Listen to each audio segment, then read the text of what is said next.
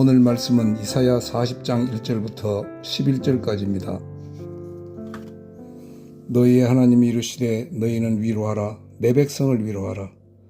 너희는 예루살렘의 마음에 닿도록 말하며 그것에게 외치라. 그 노역의 때가 끝났고 그 죄악이 사함을 받았느니라. 그의 모든 죄로 말미암아 여호와의 손에서 벌을 배나 받았느니라 할지니라 하시니라. 외치는 자의 소리여 이르되 너희는 광야에서 여호와의 길을 예비하라. 사막에서 우리 하나님의 대로를 평탄하게 하라. 골짜기마다 도두어지며 산마다 언덕마다 낮아지며 고르지 아니한 곳이 평탄하게 되며 험한 곳이 평지가 될 것이요 여호와의 영광이 나타나고 모든 육체가 그것을 함께 보리라. 이는 여호와의 입이 말씀하셨느니라. 말하는 자의 소리여 이르되 외치라. 대답하되 내가 무엇이라 외치리이까 하니 이르되 모든 육체는 풀이요 그의 모든 아름다움은 들의 꽃과 같으니 풀은 마르고 꽃이 시들면 여호와의 기운이 그 위에 붐이라. 이 백성은 실로 풀이로다. 풀은 마르고 꽃은 시드나 우리 하나님의 말씀은 영원히 서리라 하라. 아름다운 소식을 시온에 전하는 자여 너는 높은 산에 오르라. 아름다운 소식을 예루살렘에 전하는 자여 너는 힘써 소리를 높이라. 두려워하지 말고 소리를 높여 유다의 성읍들에게 이르기를 너희의 하나님을 보라 하라. 보라 주 여호와께서 장차 강한 자로 임하실 것이요 친히 그의 팔로 다스리실 것이라. 보라 상급이 그에게 있고 보응이 그의 앞에 있으며 그는 목자같이 양떼를 먹이시며 어린 양을 그 팔로 모아 품에 안으시며 젖먹이는 암컷들을 온순히 인도하시리로다. 아멘.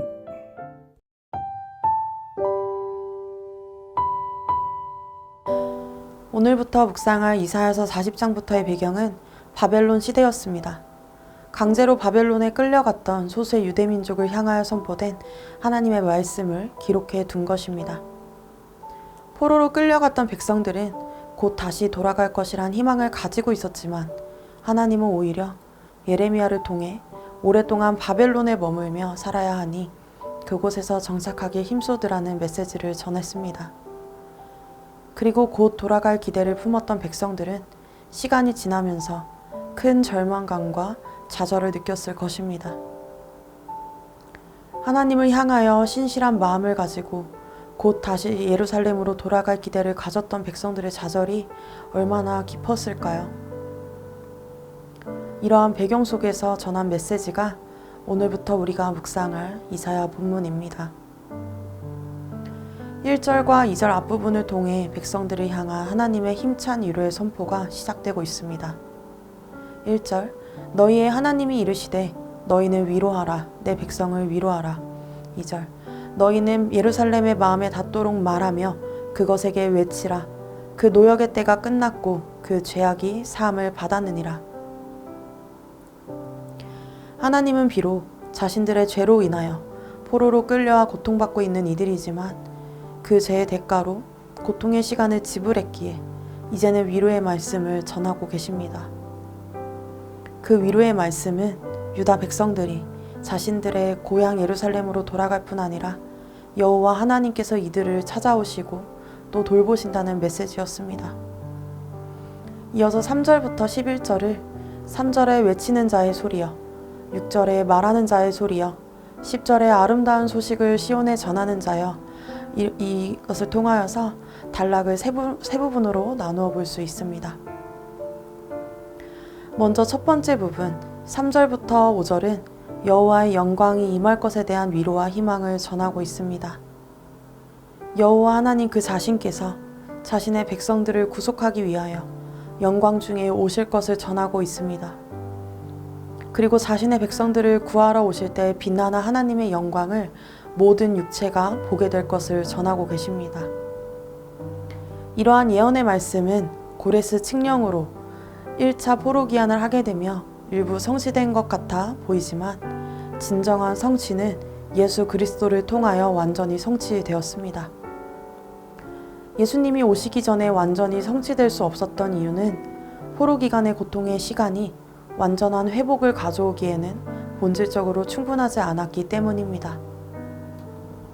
예수님만이 완전한 회복을 주실 수 있는 자격이 있으시기 때문입니다. 이어서 두 번째 부분인 6절부터 8절은 모든 육체가 풀이며 그들의 아름다움은 들풀의 꽃과 같다고 합니다. 여기서 나오는 풀과 꽃은 사람을 의미하는데요. 영원하지 않은 사람과 그 사람들이 소유한 것들과는 다르게 하나님의 말씀은 시들지도 않고 마르지도 않는다고 합니다. 사람은 넘어지고 악하고 변하여도 여호와 하나님의 말씀만은 영원하기 때문에 백성들을 향한 하나님의 약속 또한 영원히 지속될 것을 확신시켜 주시고 계십니다. 우리는 백성들에게 가장 큰 은혜이며 소망이 하나님께서 자기 백성들에게 스스로 맹세하신 약속이라는 것을 알 수 있습니다. 마지막 세 번째 부분은 하나님께서 자기 백성을 회복시키실 것에 대한 약속을 선명하게 드러내시는 말씀을 담고 있습니다. 자신의 백성을 회복시키신다는 이 약속을 마치 파수꾼이 왕의 도착을 알리기 위해 높은 곳에 올라가듯이 높은 산에 올라 힘써 전하라 하시는데요. 이는 자신들의 죄악으로 인해 고통과 좌절 속에 있는 이들에게 하나님의 위로가 절실히 필요했기 때문입니다. 그러나 이제 이들은 여호와 하나님의 함께하심과 구원의 기쁨으로 인하여 슬퍼했던 자에서 기쁨을 전하는 자로, 여호와의 오심을 준비하고 전하는 자로 변화될 것입니다. 이 마지막 부분은 오늘 본문의 절정이라고 할 수 있습니다.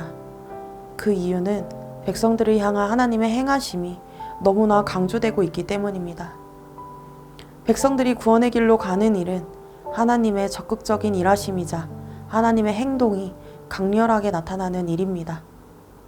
하나님이 자기 백성을 회복하게 하시고 또 승리하게 하시기 위하여 일하신 것은 자기 백성을 향한 하나님의 전적인 강한 의지였기 때문입니다.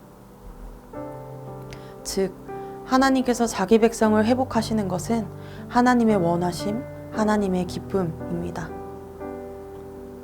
10절, 11절을 읽어드리겠습니다. 보라, 주 여호와께서 장차 강한 자로 임하실 것이요 친히 그의 팔로 다스리실 것이라.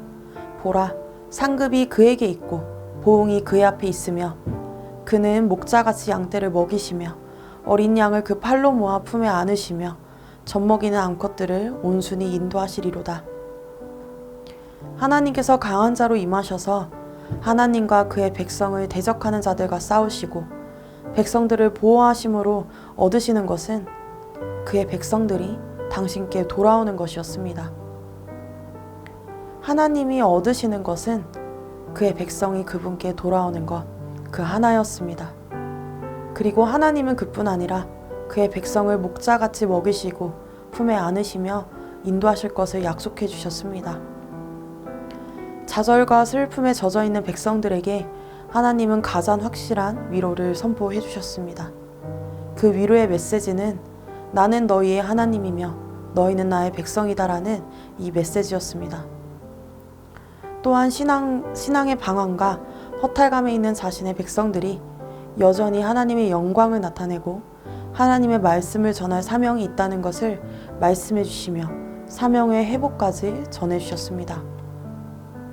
이러한 회복의 약속은 오늘 우리에게도 예수님을 통하여 선포되었고 또한 성취되었음을 볼 수 있습니다.